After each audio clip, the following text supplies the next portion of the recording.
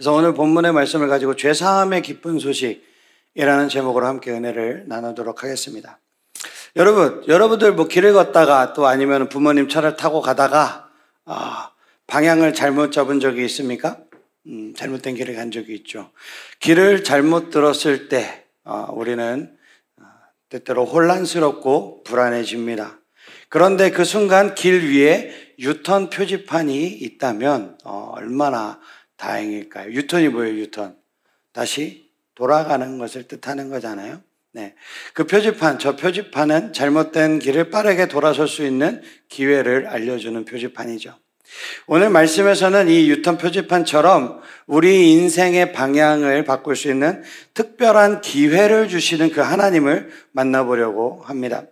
예수님께서 들려주신 비유, 여러 가지 비유가 있지만 그 비유 중에 하나, 돌아온 탕자, 요즘은 돌아온 둘째 아들, 우리는 흔히 돌탕이라고 하는 이 이야기는 우리에게 하나님의 사랑과 용서가 얼마나 크고 놀라운지를 알려주는 말씀이에요. 이 이야기 속에는 자신의 잘못된 선택을 깨닫고 어렵게 돌아서는 둘째 아들의 모습이 담겨져 있습니다. 하나님은 우리에게도 이렇게 돌아올 기회를 주시고 기다려 주시는 분이라는 사실을 여러분들이 잊지 않았으면 좋겠습니다. 그래서 오늘 본문에서 등장하는 이 둘째 아들의 이야기는 우리가 너무나도 잘 알고 있는 이야기예요. 그죠? 강도사님도 설교를 몇 번 했었기 때문에 익숙합니다.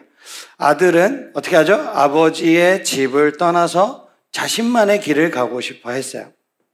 자신의 꿈과 자신의 자유를 마음껏 펼쳐보려는 기대감에 부풀어 있었겠죠. 그래서 어느 날 아버지를 찾아가서 자신의 몫의 유산을 달라고 합니다. 아버지는 정말 당황스럽고 가슴이 아픈 요구였을 거예요. 왜냐하면 이 요구는 아버지가 돌아가신 후에 받아야 하는 그 유산을, 나의 몫을 미리 땡겨달라는 거예요. 아버지가 시퍼렇게 살아있는데 아버지 죽은 줄로 알 테니까 아버지 그 유산 나한테 내 몫 주세요 라고 하는 거나 마찬가지인 거죠. 사실상 아버지의 존재를 무시하고 자신의 욕심만을 채우겠다라는 아주 이기적인 요구였습니다. 그런데 놀랍게도 아버지는 이 아들의 요구를 거절하지 않아요. 아마 저 같았으면 이런 XX 그러면서 좁혔을 건데 이 아버지는 그 아들의 요구를 거절하지 않고 들어줍니다. 그래서 아들은 자신이 원했던 자유를 손에 넣어요. 모든 것을 다 챙겨서 아버지의 품을 떠나 먼 나라로 갑니다. 아들은 새로운 환경에서 자신이 원하던 삶을 만끽하면서 마음껏 돈을 써요. 자기 뜻대로 행동하고 하고 싶은 대로 모든 것을 경험해 보면서 행복할 거라 믿었던 것 같습니다. 여러분도 이런 삶을 꿈꾸고 있지 않나요? 자고 싶은 대로 자고, 놀고 싶은 대로 놀고, 먹고 싶은 대로 먹고, 흔히 여러분들의 꿈이 뭐죠? 돈 많은 백수. 아주 좋죠. 그냥 일어나고 싶을 때 일어나고, 돈 쓰고 싶을 때 돈 쓰는. 그런데 아들의 생각과는 달리 이 재산이 금방 바닥이 나버립니다. 그리고 엎친 데 덮친 격으로 그 땅에 흉년이 들어요. 먹고 살 것이 부족해지죠. 자신이 믿고 따랐던 자유와 행복이 금방 사라져 버렸어. 그리고 곧바로 극심한 가난과 배고픔에 허덕이게 됩니다. 가진 것이 모두 사라진 이 아들은 결국 돼지를 치는 일에까지 가서 일을 하게 돼요. 돼지를 돌보는 일은 이 당시에 아주 낮고 천한 일이었어요. 배도 너무 고파서 돼지가 먹는 그 쥐엄나무 열매를 먹고 싶었는데 그조차도 그 둘째 아들에게는 허락되지가 않았던 거죠. 이전의 자유와 화려함, 이 얼마나 허무한 것인지, 얼마나 허상에 불과한 것인지를 뼈저리게 깨닫는 순간이었을 것 같습니다. 이걸 사자성어로 뭐라 그러죠? 뭐라 그래요? 일장춘몽이다 라고 하죠. 한바탕 봄의 꿈처럼 헛된 영화나 덧없는 일이라는 것이죠. 이 아들이 꿈꾸던 자유는 이제 이 아들에게 무거운 짐이 되어버렸어요. 이제는 돌아갈 집도 믿을 사람도 없는 외로운 상황에 처하게 되었습니다. 그런 절망의 순간에 둘째 아들 머릿속에 문득 한 가지 생각이 떠오릅니다. 잠깐만. 내가 여기서 왜 이러고 있는 거지? 이런 생각이 딱 들었던 것 같아요. 우리 아버지 집에는, 아빠 집에는 종들도 이렇게 나처럼은 고생 안 하는데 내가 무엇을 얻겠다고 내가 지금 이렇게까지 고생하는 거지? 라는 생각이죠. 아들은 그제야 자신이 버리고 떠나온 집을 생각해 냅니다. 아버지가 그토록 아끼고 사랑해 주었던 그 집이 얼마나 소중한 것인지를 그때서야 깨닫게 되는 거죠. 그래서 아들은 결심합니다. 그래, 아버지께 돌아가자. 내가 비록 아들이라고 칭을 받을 그런 자격은 없지만 내가 아버지의 종이라도 종으로라도 받아달라고 말씀드려야겠다 하고선 아버지에게 돌아갈 마음을 품어요. 이 결단은 되게 사실 용기가 필요한 것입니다. 생각해 보세요, 여러분. 아빠, 나 이제 아빠 앞으로 안 볼 거야. 아빠 죽었다고 생각하고 나 그냥 살 테니까 나랑 남남합시다. 그러고선 떠났는데 이제서 돌아가서 아버지의 종이라도 품꾼으로라도. 이게 힘든 거죠. 남자가 자존심이 있지. 그지? 맞아요? 있긴 뭐가 있어요. 돌아가야지. 자존심이 어디 있어? 빨리 돌아가야지. 응? 그게 자신이 저지른 실수를 모두 인정하고 돌아가서 아버지 앞에 그렇게 겸손히 용서를 구하겠다라는 그 마음을 먹는 것은 정말 어려운 일입니다. 힘든 일이에요. 근데 이 순간이 바로 이 둘째 아들이 진정한 변화를 경험하는 그 순간이라는 거예요. 이제까지 자신만을 믿고 내 욕망대로 살았지만 결국 내 길이 어떻게 해요? 잘못됐다라고 그것을 인정하고 아버지께 돌아가겠다라는 그 결단, 엄청난 거예요. 결단인 거예요. 이 회개의 순간이 바로 둘째 아들이 새로워지는 출발점이 되는 것입니다. 아들은 두려움과 그 부끄러움 속에서 아버지 집으로 한 걸음 한 걸음 향합니다. 가면서 엄청 많은 생각을 했을 거예요. 우리 아버지가 날 과연 받아줄까? 내가 지금 무슨 면목으로 돌아가는 거지? 괜찮은 것일까? 아마 이런저런 생각들을 하면서 터벅터벅 아버지 집으로 걸어갔을 겁니다. 그런데 아버지는 달랐어요. 아버지는 매일같이 그 아들이 돌아오기를 기다리고 계셨던 것입니다. 아버지는 멀리서 저 아들이 오는 모습을 보고 달려나가서 따뜻하게 끌어안아 주는 거예요. 아들은 아무 말도 못한 채 아마 눈물을 흘렸겠죠. 하지만 아버지는 그 어떠한 질책도 그 아들에게 하지 않으십니다. 오히려 아들이 돌아온 것을 기뻐하며 가장 좋은 옷을 입히고 잔치를 벌여주죠. 여기서 하나님이 우리에게 주시는 메시지는 분명합니다. 우리가 비록 하나님을 떠나서 죄악된 길을 걸었다 할지라도 하나님은 언제나 우리가 돌아오기를 기다리고 계신다라는 것입니다. 우리가 죄를 깨닫고 하나님께로 돌이키기만 한다면, 돌아가기로 마음만 먹는다면 하나님은 우리를 맞아주시고 기쁨으로 받아주시는 사랑의 하나님이신 줄 믿습니다. 하나님은 우리를 책망하기 위해서 너 왜 그랬어? 너 왜 날 버리고 그렇게 떠나니? 너 왜 그렇게 죄 가운데 빠져 있었던 거야? 라면서 우리를 책망하기 위해서 기다리는 것이 아니라 사랑으로 감싸 안아주시기 위해서 우리를 기다리고 계신 줄 믿으시기를 주님의 이름으로 축복합니다. 사랑하는 청소년부 친구들, 둘째 아들이 아버지의 품으로 돌아간 것처럼 우리도 어떻게 해야 돼요? 죄의 길에서 돌이켜야 하는 것입니다. 때로는 세상의 길이 더 넓은 길 같고 세상의 길이 더 좋은 길 같고 세상이 나의 부귀와 영화와 나의 모든 것들을 지켜줄 것 같지만 결국 하나님과의 관계에서 멀어질 때 우리는 진정한 평안과 기쁨을 잃어버리게 되는 거예요. 내가 무언가를 얻고 싶어서 무언가를 위해서 내가 자꾸 무언가를 채우지만 공부도 열심히 하고 좋은 고등학교 가고 좋은 대학교 가고 좋은 직장에 취업을 하지만 무언가 하나 비어있는 듯한, 그래서 무언가를 자꾸 채우려고 하죠. 돈으로 채우고 사랑으로 채우고 뭘로 채워? 명예로 채우고 권력으로 채우고 뭘로라도 채우려고 합니다. 그러나 하나님이 없는 그 모든 채움은 공허하다라는 것이죠. 하나님은 우리가 돌아오기만을 바라며 우리를 기다리고 계신 줄 믿습니다.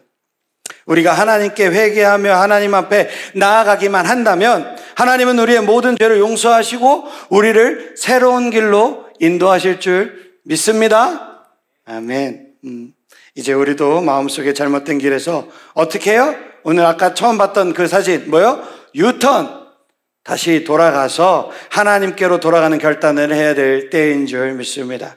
오늘 우리는 둘째 아들의 이야기를 통해서 하나님께로 돌아가는 것이 얼마나 큰 용기와 결단이 필요한지 살펴봤어요.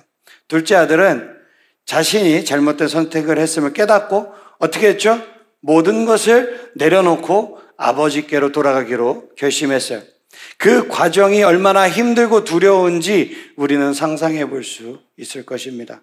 여러분들 집에 가서 한번 상상해 봐요.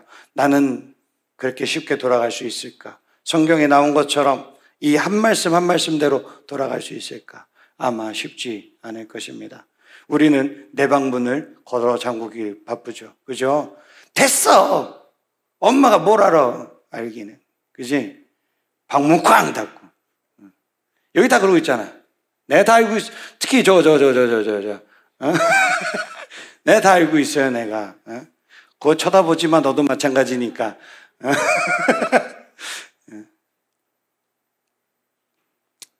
우리는 때때로 이 둘째 아들처럼 내 길이, 내가 믿고 있는 것이, 내가 아는 것이 옳다고 믿으면서 하나님과 멀어질 때가 많이 있어요. 그러나 그 길 끝에는 우리가 이 세상이 우리에게 해주는 약속이 얼마나 허망하고 헛된 것인지 지금은 모를 수 있지만 시간이 지나면 깨닫게 됩니다. 우리의 삶에서도 하나님과의 관계가 흐려질 때가 너무나도 많이 있어요. 뭐가 있죠? 예배의 자리 멀리하고 말씀을 소홀히 하고 하나님보다 다른 것들을 더 의지할 때가 많죠. 특히 친구들 때문에. 또 뭐 있어요 요새? SNS, 게임. 세상의 다양한 유혹들이 우리를 하나님과 더 멀어지게 만듭니다. 난 SNS에 우울한 걸 본 적이 없어요. SNS만 들어가 보면은 뭐 죄다 롤스로이스 몰고 있고 롤렉스 시계에 비싼 차에 현금 따발이 이렇게 막 들고 있고 그 사람들이 정말 그러고 사는 것 같아요, 여러분. 안 그래요. 그런 것들은 그저 우리를 하나님과 멀어지게 만드는 사단의 유혹일 뿐입니다. 그럴 때 우리는 어떻게 해야 된다고요? 하나님께로 돌아가야 하는 결단을 해야 될 줄 믿습니다. 하나님께서는 우리의 잘못을 다 알고 계세요. 너가 뭘 잘못했는지, 네가 어젯밤에 뭘 했는지, 나도 마찬가지예요. 내가 어제 무슨 생각을 하고 무슨 잘못을 저질렀는지 하나님은 다 알고 계십니다. 하지만 하나님은 그럼에도 불구하고 우리가 돌아오기를 바라시는 사랑의 하나님이신 줄을 믿으시기를 주님의 이름으로 축복합니다. 하나님의 용서와 사랑은 조건이 있어요, 없어요? 조건이 없는 사랑입니다. 조건 없이 우리를 품어주시는 줄 믿습니다. 그리고 이 이야기 속의 아버지의 모습, 이 모습이 하나님의 모습인 것을 우리는 깨달아야 돼요. 하나님은 우리가 죄로 인해 무겁고 힘든 짐을 지고 돌아올지라도 그 짐을 어떻게 해요? 내려놓게 해주시는 분이에요. 수고하고 무거운 짐진 자들아 다 내게로 오라 내가 너희를 쉬게 하리라 라고 하나님께서 예수님께서 우리에게 직접 말씀해 주셨습니다. 우리를 정죄하거나 비난하지 않으시고 오히려 기쁨으로 우리를 맞이하여 주시는 분이 우리의 하나님 아버지이신 줄 믿으시기를 주님의 이름으로 축복합니다. 하나님께 돌아가는 것을 주저하는 순간이 있다면 그때야말로 우리에게 하나님의 그 따뜻한 사랑이 필요할 때입니다. 우리도 둘째 아들처럼 하나님께 용기 내어 돌아가는 결단이 있기를 주님의 이름으로 축복합니다. 그리고 이 둘째 아들의 이야기는 우리의 관계, 여러분들 친구들과의 관계 속에서도 아주 중요한 교훈을 우리에게 던져주고 있어요. 하나님께서 우리를 용서하셨듯이 우리도 우리 친구들, 내 주변 사람들의 잘못을 어떻게 해야 돼요? 용서하고 품어주는 사람이 되어야 될 줄 믿습니다. 특히 누구? 가족. 내가 친구들은 다 용서해도 내 가족은 용서 못하는 친구들이 더 많을 것 같아요. 하지만 우리 부모님들 그리고 형제 자매들을 용서하는 여러분들이 되시기를 주님의 이름으로 축복합니다. 친구의 관계에서 서운한 일이 있거나 용서하기 어려운 일이 생길 때 우리는 어떻게 해야 돼요? 하나님께서 나 같은 놈도 사랑해 주셨듯이 용서해 주셨듯이 너그러운 마음으로 그들을 용서하고 사랑으로 품어야 되는 거예요. 물론 용서가 쉽진 않습니다. 네. 제가 쉽다고 이야기하는 건 아니에요. 쉽지 않아요. 하지만 용서함으로 우리는 하나님과의 관계뿐만 아니라 우리 주변의 사람들과의 관계에서도 참된 사랑을 경험할 수 있는 거예요. 마지막으로 이 둘째 아들의 이야기에는 우리에게 복음의 본질을 다시 한번 상기시켜 주는 거예요. 우리가 죄인임에도 불구하고 예수님을 통해서 하나님께 나아갈 수 있다는 이 소식이 바로 복음이 여기에 담겨져 있는 거예요. 그리고 이 복음은 우리에게만 머무는 것이 아니라 어떻게 해야 돼요? 복음을 흘려보내야겠죠. 아직 하나님을 알지 못하는 사람에게도 전해야 되는 우리의 책임이 있는 거예요. 우리 주변에도 둘째 아들처럼 자신의 길을 가느라고 방황하고 있는 친구들이 많이 있을 거예요. 내가 맞다, 학원 가야 된다, 세상의 성공이 전부다, 세상의 돈이 전부다 라고 하는 모든 사람들에게, 모든 친구들에게 아니다, 하나님께로 돌아가는 길을 소개해 줘야 되는 것이 여러분들의 의무이자 가장 큰 사랑의 표현인 줄로 믿습니다. 하나님께로 돌아가면 새로운 기회를 얻을 수 있다는 이 소망을 그 친구들에게 심어줘야 되는 거예요. 사랑하는 청소년부 친구들, 우리도 이제 둘째 아들처럼 돌아가기를 결단하기를 축복합니다. 우리의 안에 있는 죄와 잘못된 길에서 돌아서서 하나님께로 어떻게 해요?